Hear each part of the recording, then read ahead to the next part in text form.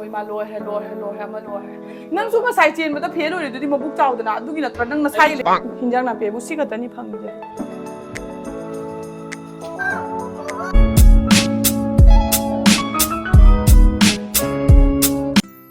Hello everyone, welcome to my channel. I'm Adam Yang. Ngasidi daily vlog oina tawrage. Ngasi kaina keke tawbasing do ucherake. Akoi macha hojik kana lairik pari ba ko ai manung lotion ba lore ai tumina kapake ko. Macha nang lairik pai ro. Lairik pai ba. Ngasidi hinjang napi phangba numit suni ba ko. Hinjang napi su phange adu su ulake. Akoi macha hana lairik pa ba sing halake ka.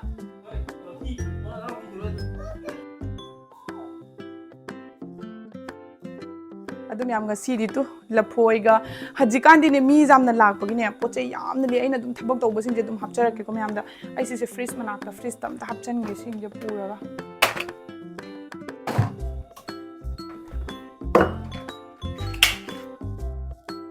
se bot ani khaktang ga yawre ine kai no ne to poi si mapan thamage ko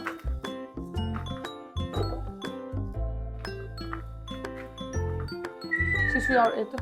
okay ha Komla nate Mosumi.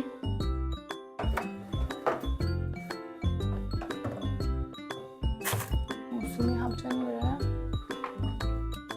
Asi se me am mai taron da kai kauge har ko I khangge.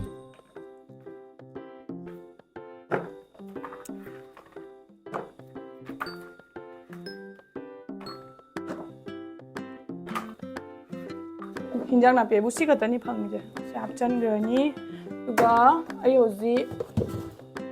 Aduga ay hozi breakfast ki same kot pa horage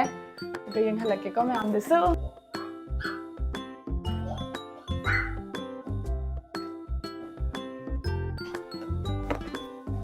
ay khara budi log thoe o kadra khang ha amna sa noi do gini ne ngangi no noi do gi phana bai ni ne Si se tan da hapoi ba. Drumstick ki manalo. Drumstick ki manalo se. Moringa hai se ina khangdra ba. Drumstick ki manado kan dikana bi ne du da cha ba. Khoi papa su ne khanga ba kaino da tu ma diabetes to de do dra ne adu du drumstick ki manado bora hora ga cha ya. Drumstick ki managi ori kan sibu kaino da ata da hapa cha ba ya ga dro. Ado ai Ngasidi ata da hapa ga oina tawrage aduga mai si poche phabadi mali ko cha da cha nasa exercise to ni khangam do cha ra pa kai no asi kana bu kai na muyang kang na bai ro muyang kang na bai di hapke amam hapwe aduna ai khoi bani gi chamas ani kha hapage ko sigi moringa leaf se khoi macha gi su yamna kani ingang da su energy booster oi hai kai no ising yamandro nang hapi do yamo he nang khang bana si sin akhoi masa da su ne healthy oi hen du ko si da yawi se iron vitamin C vitamin B6 adagi magnesium vitamin A vitamin B2 si se yam da quantity da yawi ba ko akhoi adu akhoi macha su cha na ben akhoi macha su tan cha ba se khara pa me ba ko mark su pa mi aduna mobile gi disi se yam sa dina kana ba oi ni aduga ayu nganta khudingi nong ma da amuk amuk purak chaga akhoi gi immune system do rup oirak pana ne mapan dagi nong phadok charga su koi hakchang da karigumba akai bam ta leiroena hai ba ko se maina yawe number single kai kai nom tang har uba noi na sa du pasan wa lui dong le hoi ba si weight ta su kam moi do magi si kai ki I khangbra masa da su teibi mamai da su teibi yaye masam da su teibi yaye ade ising da nei raga su thakpa yaye ai di thawai nang pithak tu ni ising da nei raga di ai di tan jan nang su ma sai chen ma da phel oi du di mabuk chaw da na ai natra nang na sai le ai khangi nang na sai le ne na aduga nang na ai gi na haija nei ni ai khangi nang sa lo ji mo sang ngai noi le de si hang du ji mo kai jai no si hang du ji mo ba kai no ma se jaw che o siga 100% pure government approved certified river product ni na siga mai certificate ma cham su hape ba ko moina da paisai cha dori hoji phajana tot khre adum ya moringa leaves heart ki related oirakadaba problem leiragasu asigi manase charagadi phai haina bane ba ko drumstick ki pambi hodaba leiragadi sigi manase ne shelaga adum thambe kana gumna anakpam pham da adum leiragadi ko drumstick ki manado hiaga chabiyo adu yam satina kana bani hogi blood sugar da su wangkhat palai bado wangkhat anda bani aduga hogi cholesterol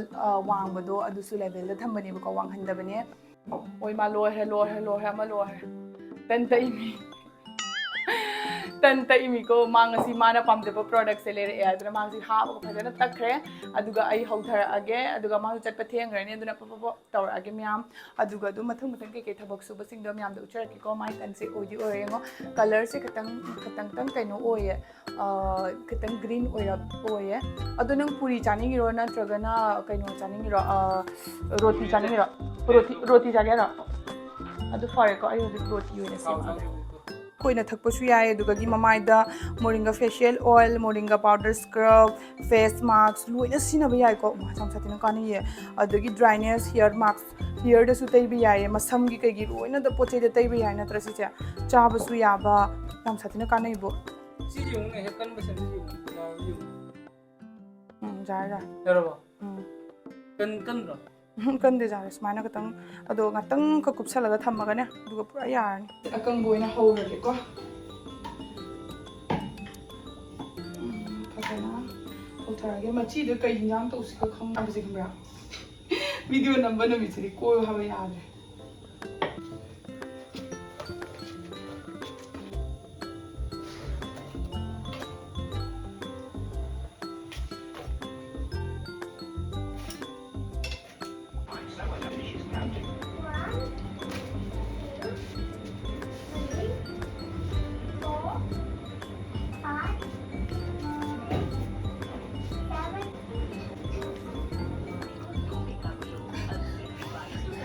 नंग चाव ने नंगी नी ने लोरी जे eco न काप ले ने मा चागे बैसु चागे नंग हाउ याव तम तारो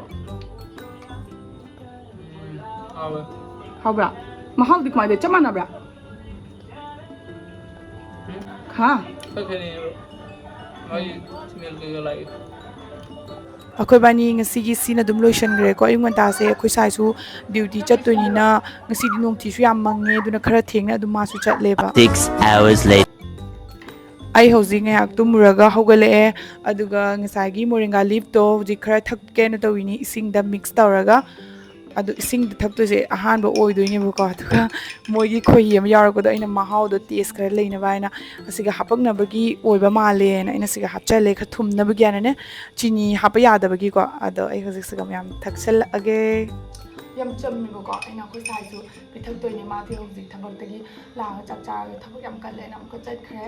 adu na ai than to ina thae ba ko no din ni tum hogale ko de ayung man ta da mak thae ba ko adu ayung ta da video na ma ngam hodre ma ayung ta da ai na hojik mun din che try to bani ahan ba oina adom yam na dum pa ma da ga di ko ai description da link apcha mi si product gi noina lening ba da ga su dum chala ga le di ani adu ai ga yam na luna tina ba imana bi do ngasi di ma gi mapok du ni birthday ni duna moi mem do photo frame leite ba ko duna ina khwai gi chaw photo frame ma surprise pi bi re mangonda